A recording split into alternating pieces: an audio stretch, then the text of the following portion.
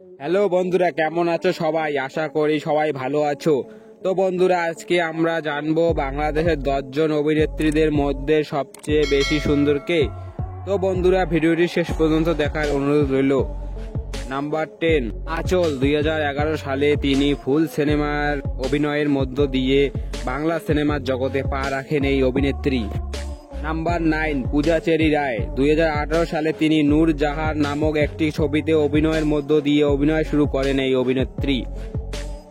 Number 8, Shabnam Bubly. 2016 সালে তিনি বংশগিরি সিনেমার অভিনয়ের মধ্য দিয়ে অভিনয় শুরু করেন এই অভিনেত্রী।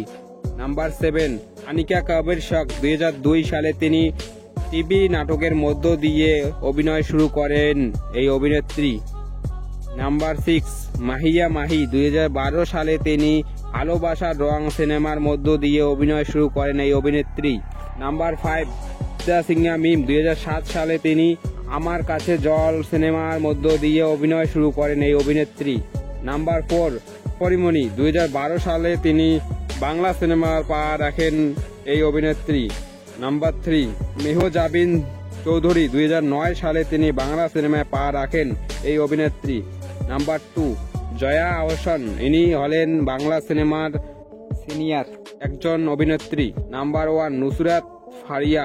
2015 সালে তিনি বাংলা সিনেমাতে পা রাখেন এই অভিনেত্রী।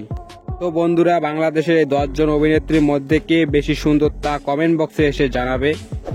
তো এই ছিল আজকের ভিডিওটি ভালো লাগলে ভিডিওটি লাইক দিয়ে চ্যানেলটি সাবস্ক্রাইব করে পাশে থাকবেন। দেখা হচ্ছে পরের ভিডিওয়ে। ভালো থাকবেন, সুস্থ থাকবেন, ধন্যবাদ।